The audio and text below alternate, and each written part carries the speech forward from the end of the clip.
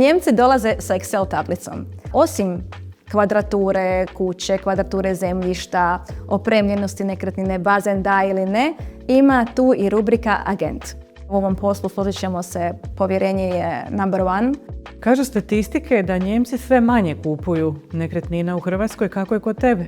To je to nišno pozicioniranje koje funkcionira onda uvijek, a ne samo kada je svima wow, onda i čorava koka bode zrno. Ja svoj marketing ciljano ulažem i zapravo ako će doći taj 1, 2, 3 Njemca u Istru, mala je šansa da oni ne naiđu na mene. Poznavanje jezika nije samo poznavanje u smislu jezične barijere, nego je to i razumijevanje njihovog mentaliteta. Tvoj sav komunikacijski materijal, marketing, sve je na njemačkom. Sve je na njemačkom, tako je. I moj nekakav moto je, ako se obraćaš svima, ne obraćaš se nikome. Preko koje mreže ti radi najbolje prodaja? Vidjela sam preko TikToka ti se javila žena pa je došla vidjeti kuću. Da, to smo čak i objavili, ima ih još, hvala Bogu. Da mi je neko rekao prije 5-6 godina da ću prodavati preko TikToka, ne bi vjerovala, ali zaista radi. Zaista radi, da. Svaki posao, pa i ovaj posao, jedino možeš raditi jako, jako dobro kada i voliš ono što radiš.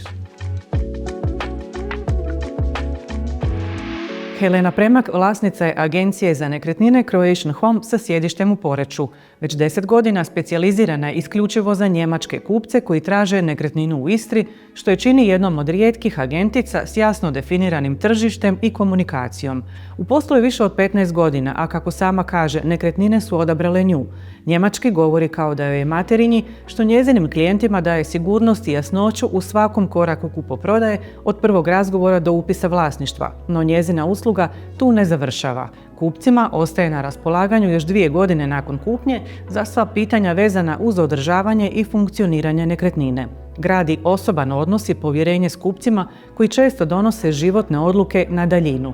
Razumije kako Njemci razmišljaju, što detaljno provjeravaju prije kupnje i zašto im je pravna sigurnost važnija od emocije. Upravo ta kombinacija specijalizacije, organizacije i personalizirane usluge razlog je zbog kojeg joj se klijenti vraćaju i preporučuju je dalje. Dobrodošli u Stanarica podcast. Na početku karijere agenti rade gotovo sve, stanove, kuće, zemljišta, najmove. S vremenom se iskristalizira tko je za što. Netko bolje prodaje manje stanove, netko se osjeća sigurnije u luksuznim vilama, netko ima osjećaje za obiteljske kuće ili investicijske projekte. No, potpuna specijalizacija za točno određenu vrstu kupaca na točno određenom području, toga na našem tržištu još uvijek nema puno. Je li upravo to budućnost posla u vremenu kada agencija ima sve više, a povjerenje postaje važnije od kvantitete? U novoj epizodi podcasta govorimo o kupcima koji dolaze s Excel tablicom, postavljaju pitanja o osiguranju i troškovima održavanja prije nego što pitaju za pogled na more. Kako Njemci kupuju kuće u Istri? Što im je presudno pri odluci? I što domaći prodavatelji često podcjenjuju kad žele prodati vilu ili kuću s bazenom stranom kupcu? O svemu tome razgovaram s Helenom Premak, agenticom koja je svoju karijeru u potpunosti posvetila upravo toj niši. Herzlich willkommen, liebe Helena. Vielen lieben Dank für deine Einladung. Ich freue mich sehr, heute dein Gast sein zu dürfen. Hvala ti puno što si došla u podcast, ali ajmo se sad mi prebaciti ipak na hrvatski za naše hrvatske gledatelje. Što si nam rekla? Rekla sam ti da ti se zahvaljujem na pozivu i da sam sretna danas biti tvoj gost. Hvala ti puno što si došla. Tvoj njemački, tvoje poznavanje njemačkog nije slučajno i u stvari ti je to jedna komparativna prednost koja ti je u tvom poslu pružila mogućnost da pružaš jednu specijaliziranu uslugu, prodaješ nekretnine u Istri Njemcima.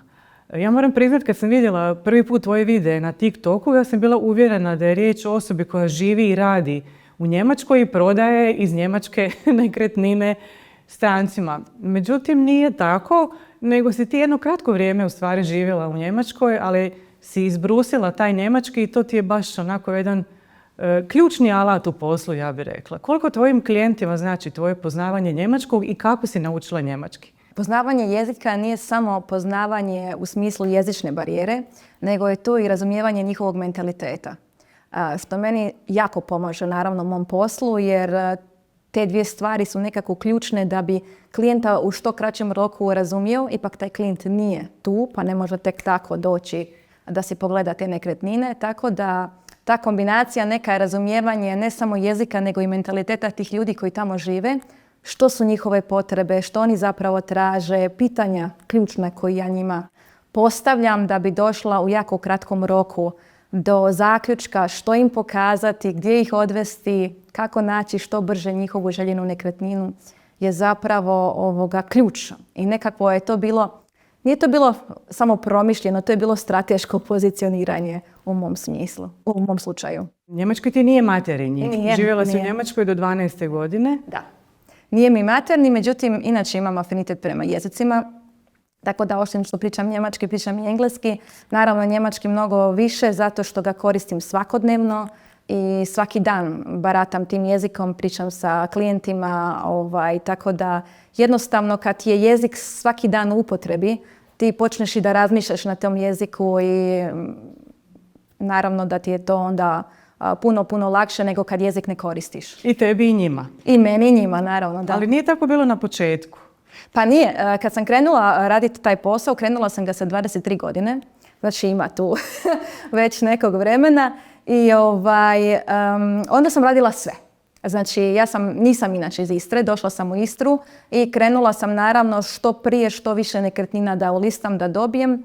Brzo sam skužila da je to nekako rasipanje mog vremena i da je ključno zapravo organizacija i ciljano pronaći tržište koje ja želim zapravo dostići.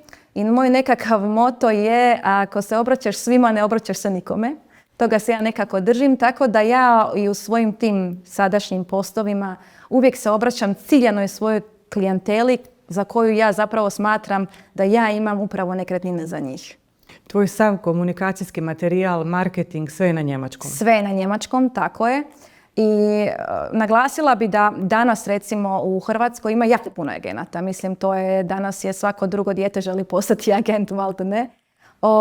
Ali malo njih po meni se bavi baš profesionalno u smislu da koristi profesionalni fotomaterijal, videomaterijal, da se zna izražavati, da ima adekvatne informacije, da je školovan i tako dalje.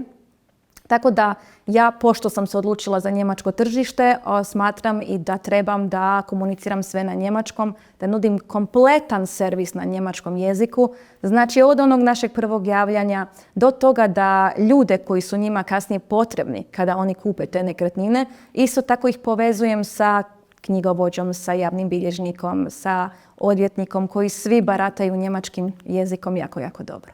Malo ćemo više o tvom poslovnom modelu i o tome što i kako Njemci kupuju, ali bi se htjela vratiti sad na početak tvoje poduzetničke priče. Može. Ti si jako mlada, rekla si sa 23 godine, kao samohrana majka bez posla, došla u Istru tražiti posao i ono što je meni jako zanimljivo, što danas ne znam bili mladi pristali, pitala si možeš li ti raditi 3 mjeseca for free, besplatno, da naučiš raditi taj posao koji je, rekla si, našao tebe. A ne ti njega. Tako je. Ja sam tada tražila bilo kakav posao suštinski i došao mi je taj nekakav oglas za agenta za nekretnine. Iskreno rečeno, tad prije 16 godina ja nisam ni znala šta je to. Prijavila sam se jer je bio uvjet da komunikacija na njemačkom jeziku, znači znanje njemačkog jezika.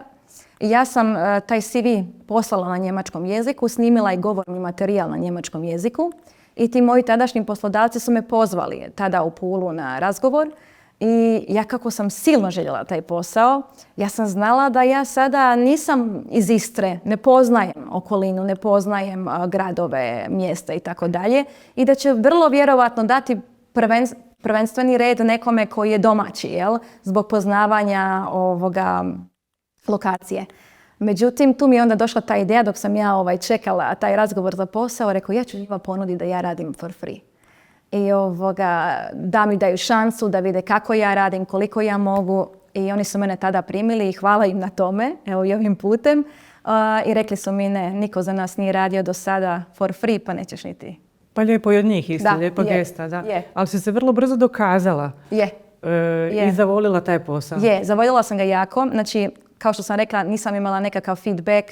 Mislim, nisam imala neku zaleđenu, to sam htjela reći, u smislu poznavanje tog posla u smislu nekakve financijske pomoći i tako dalje, nego sam zapravo samo radom i nekakvom disciplinom koju sam stekla vrlo, vrlo brzo došla do odličnih rezultata, ja bih rekla, i brzo nakon toga sam ja već odlučila da ću ja to raditi ne više za druge nego za sebe.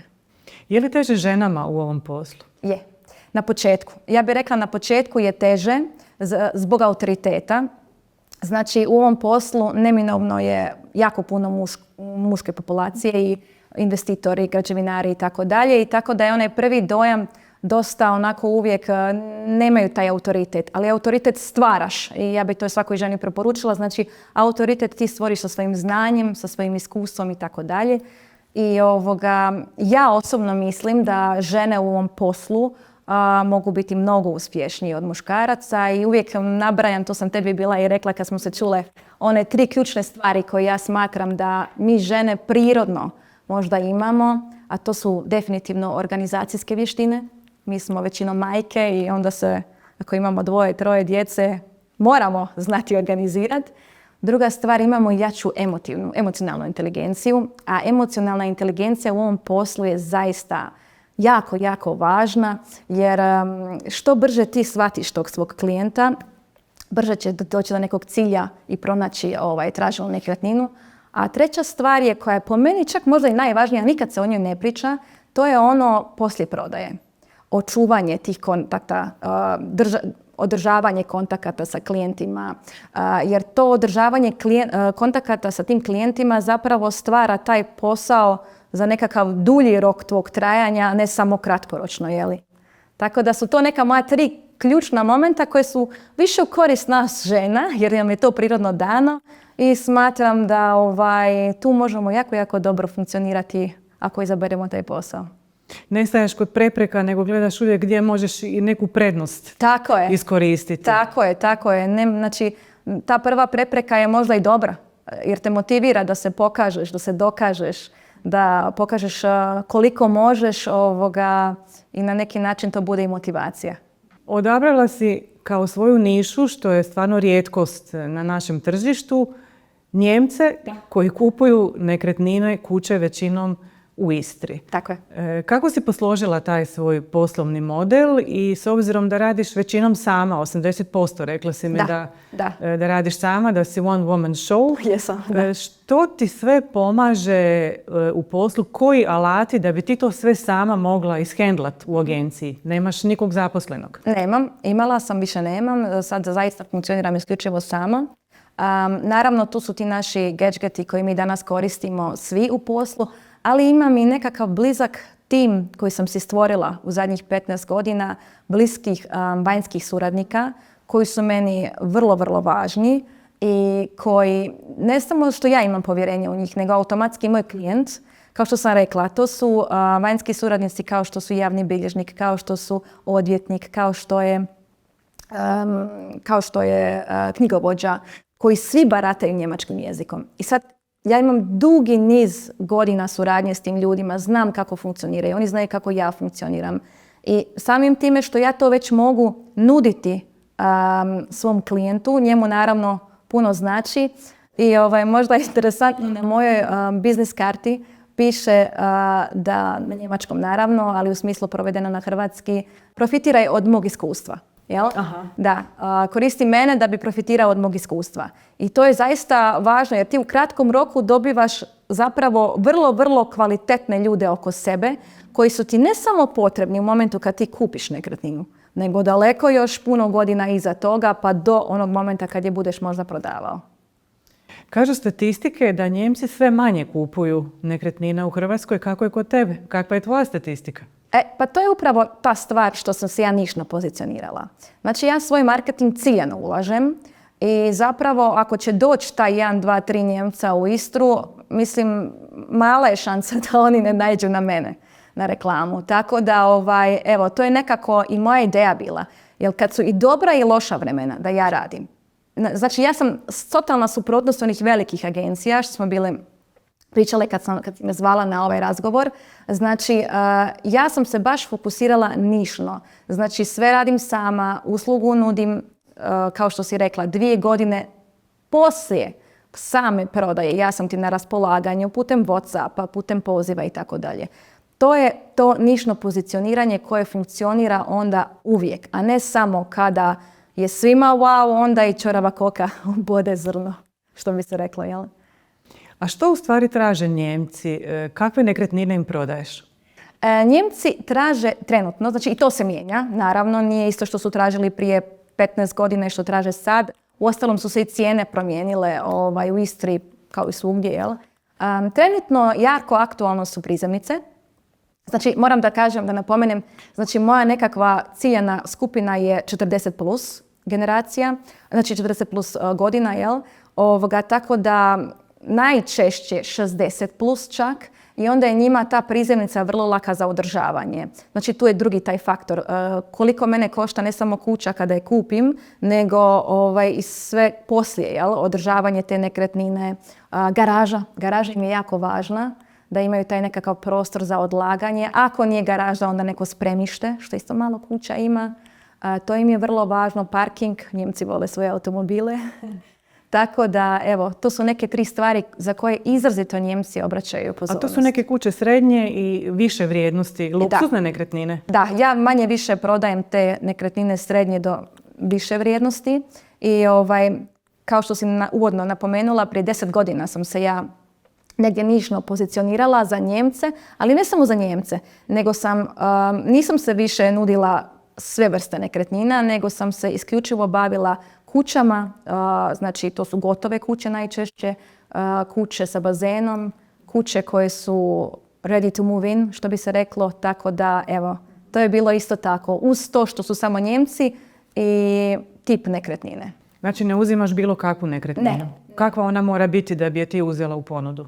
Ja bi nešto sada napomenula svakom prodavatelju koji razmišlja da proda svoju nekretninu jednom Njemcu kojeg ja imam kao klijenta. To je prvo da imamo realnu cijenu. Znači, to je broj 1. Da vam je cijena realna. Druga stvar, da je dokumentacija uredna. I treća stvar, da vam je profesionalna prezentacija te nekretnine.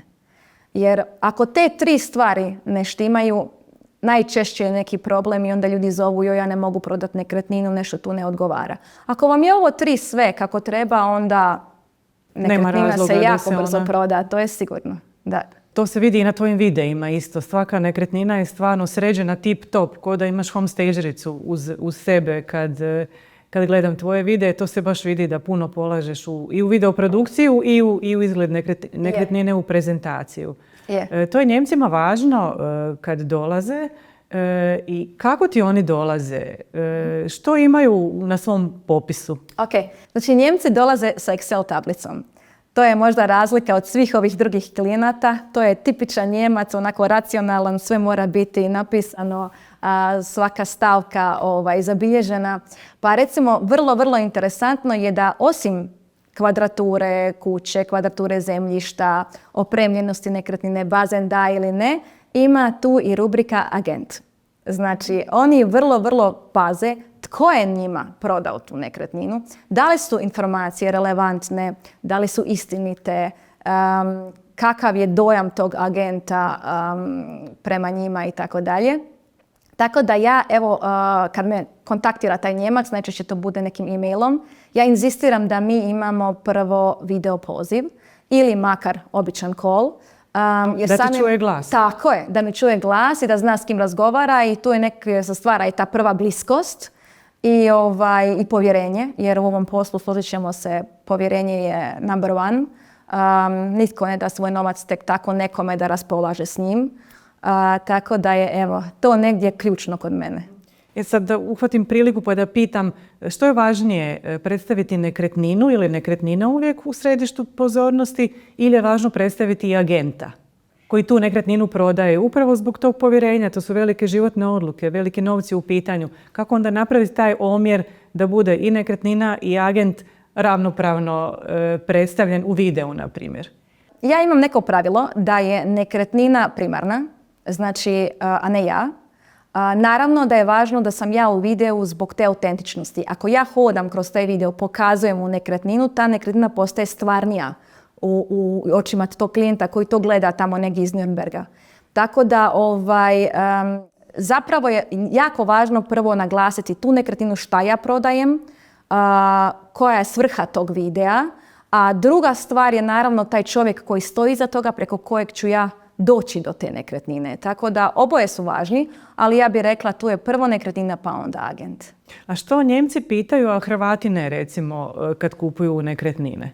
Njemcima je vrlo važno održavanje nekretnine. Znači, nakon kupnje, koliki su moji troškovi kada ja kupim tu nekretninu. Znači, ne samo trošak same nekretnine i ne samo trošak dodatni pri kupnji nekretnine, nego i trošak održavanja te nekretnine u cijelosti. Režije. Tako je, godišnji trošak, ne samo režije, nego tu su i trošak održavanja vrta, trošak održavanja bazena, čišćenje kuće. Ako je ta kuća u najmu, koliko će mene taj servis, koliko će iznos za taj servis iznositi godišnje, koliko su troškovi knjigovođe.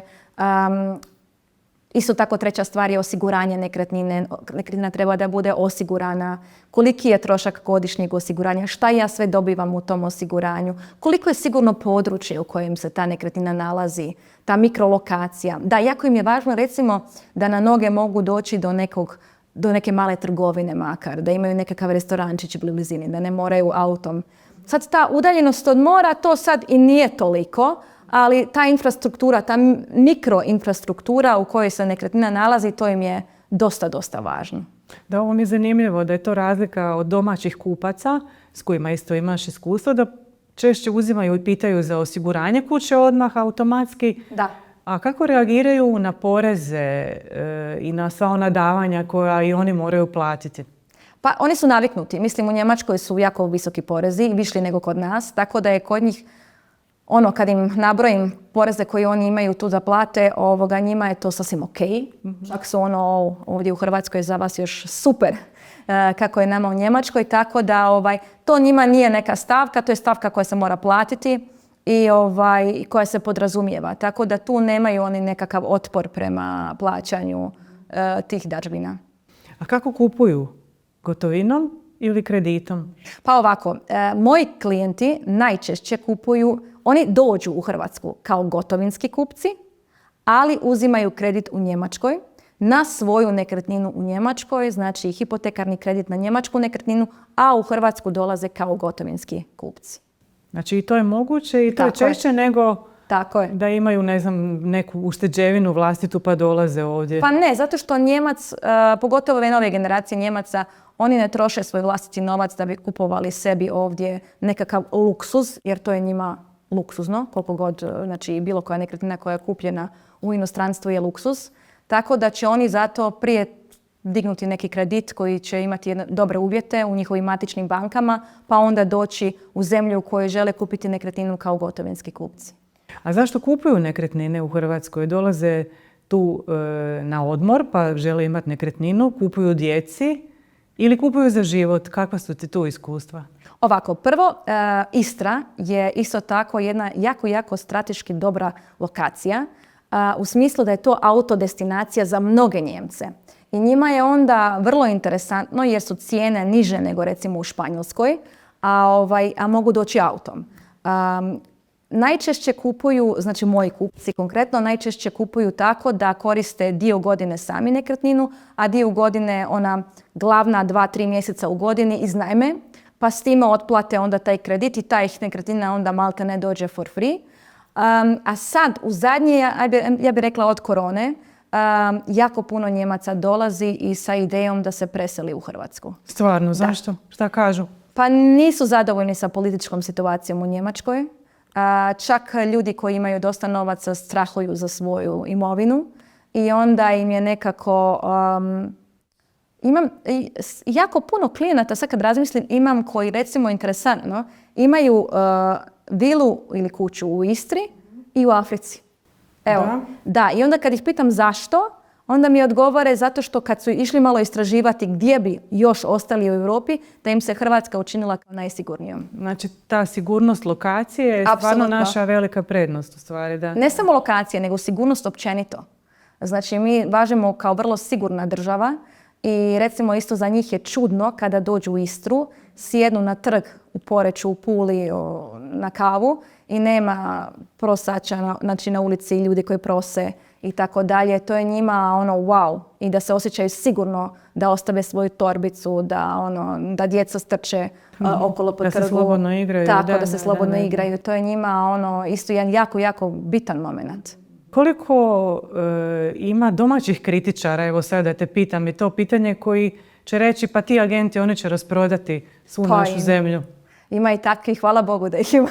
Ima ih uvijek i uvijek će ih biti, ali ja to recimo tako uopće ne gledam. Recimo meni je draž, nekako su nama Njemci ti dosta i bliski po mentalitetu. Slični su nam, uredni su jako, mislim većina Njemaca je jako uredna, vrlo pazi na kulturu, na poštovanje lokalne zajednice i poštuju pravila naše države, tako da ne vidim sad tu nekakav razlog zašto bi to bilo.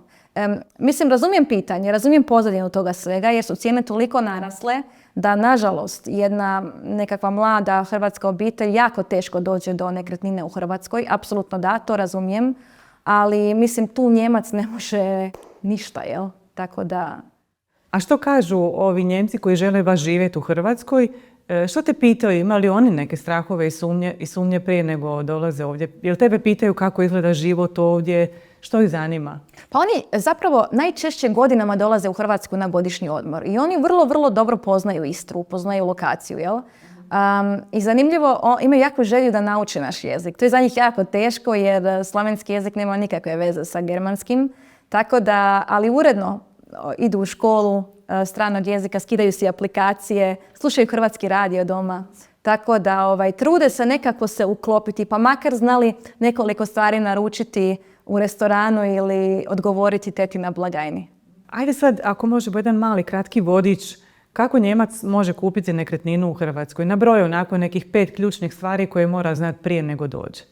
Prije nego što Njemac dođe u Hrvatsku, znači mora, mislim, ajmo reći prvih 5 stvari koje ja Njemcu kažem pri kupnji znači pri prvom razgovoru kada žele kupiti nekretninu je pod broj 1 da oni kao europski državljani mogu kupovati na ime, mogu kupovati na firmu, znači to je njihov lični izbor i ovisno naravno koju nekretninu kupuju.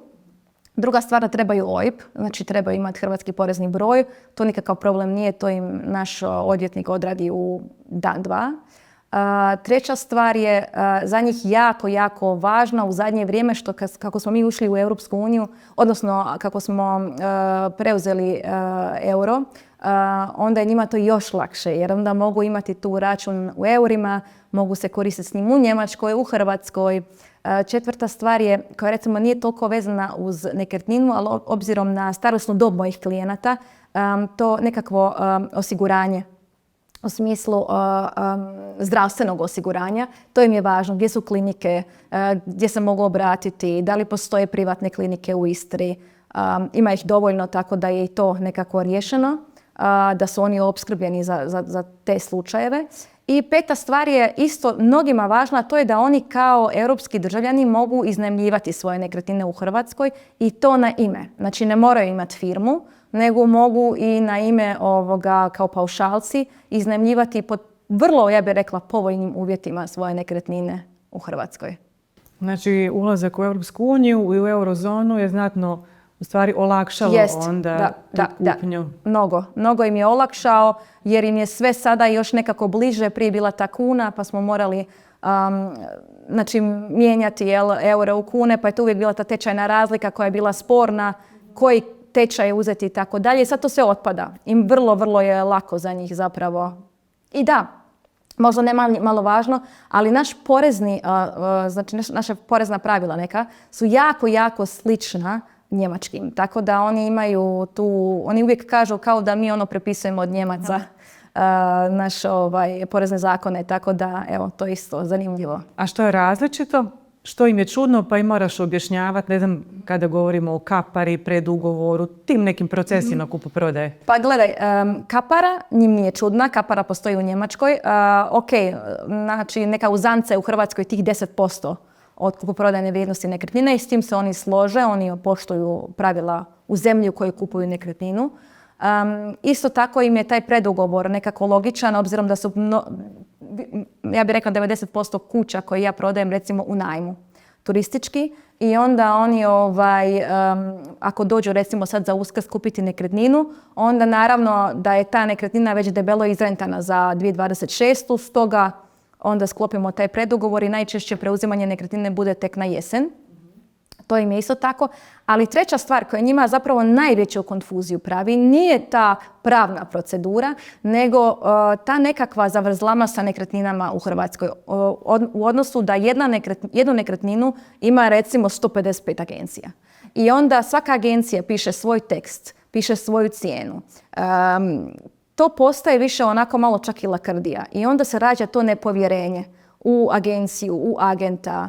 I evo, to je možda nekakav glavni problem njima, da gube povjerenje u agenta, jer danas, nažalost, svatko je mogao postati vrlo lako agent za nekretnine, čak ne mora imati ni licencu, nego možda se zaposli negdje i da radi taj posao bez ikakve znači, predznanja, tek tako kreće da daje nekakve informacije i onda se tu dolazi do jednog velikog nepovjerenja prema tom tržištu, da.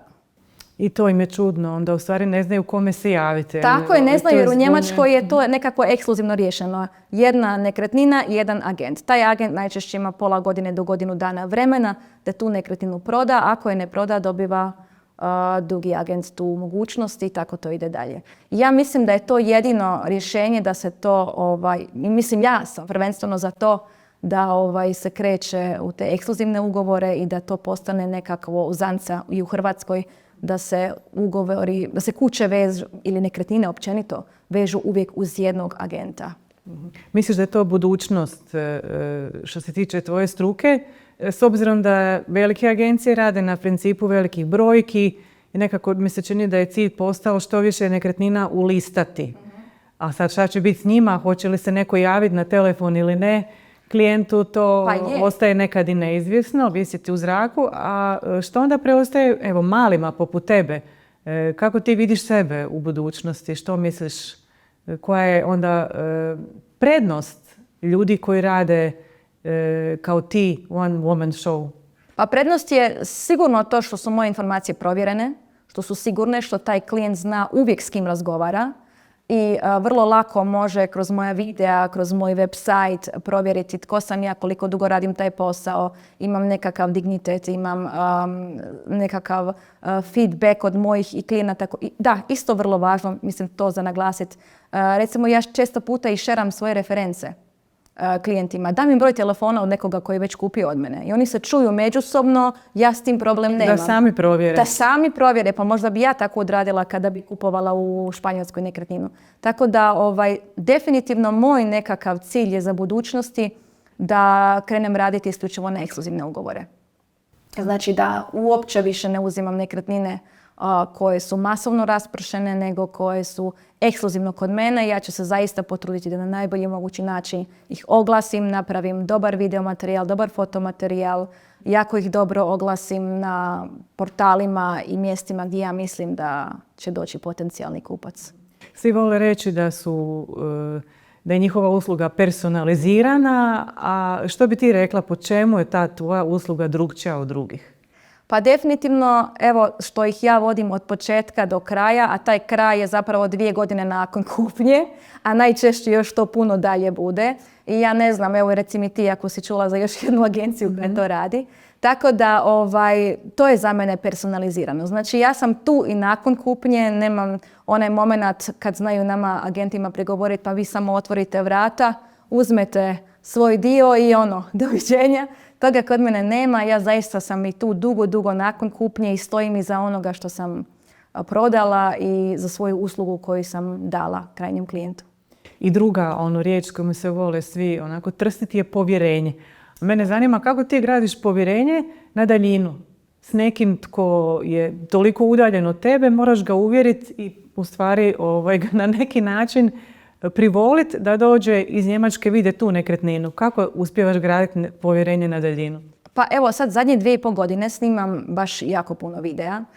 I kroz ta videa recimo puno ljudi mene imaju osjećaj kao da me već poznaju jer su me već vidjeli, čuli glas, vidjeli me uživo u tim nekretninama. I onda nekad kad mi se jave, sami mi kažu klijenti, ja imam osjećaj kao da vas znamo. I tako da se tu negdje stvori naravno isto to povjerenje iz starta. Druga stvar, ono što sam napomenula, da ja se svakim klijentom čujem telefonski. I zaista svoj servis onako nudim, ne samo poslat ću ti ekspoze nekretnine, nego ću ti odraditi i sve ostalo. Ako ti treba neki kontakt, ako trebaš da dovršiš nešto na nekretnini, ja ću organizirati sve.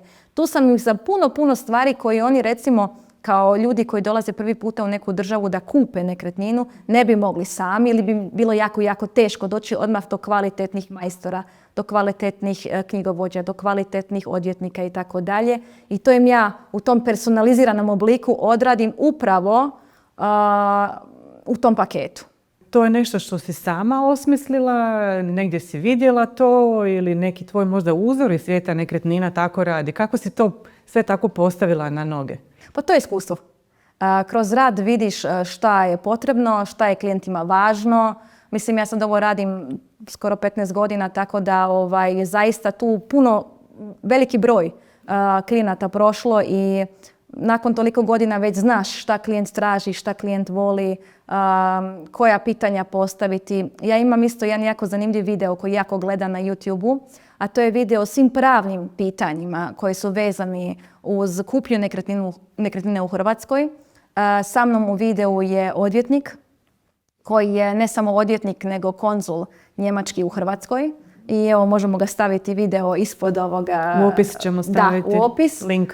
U link. To je jako zanimljivo jer je tu zaista u sat vremena obrađena su sva pravna pitanja gledano uz kupnju nekretnine u Hrvatskoj. Znači, prije nego uzmeš proviziju, puno je toga što ti uložiš da bi se ta nekretnina prodala. Mislim, kao i svi drugi agenti su tu u promociju, marketing, snimanje videa, to sve znanje koje dijeliš, to u stvari nešto košta, je li tako? Tako je, a ja nudim besplatno.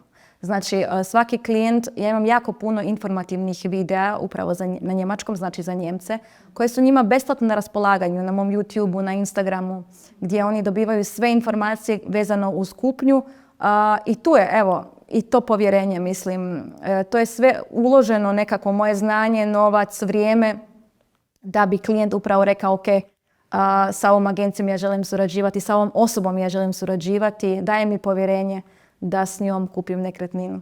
A preko koje mreže ti radi najbolje prodaja? Vidjela sam preko TikToka ti se javila žena pa je došla vidjeti kuću. Da, to smo čak i objavili, ima ih još, hvala Bogu.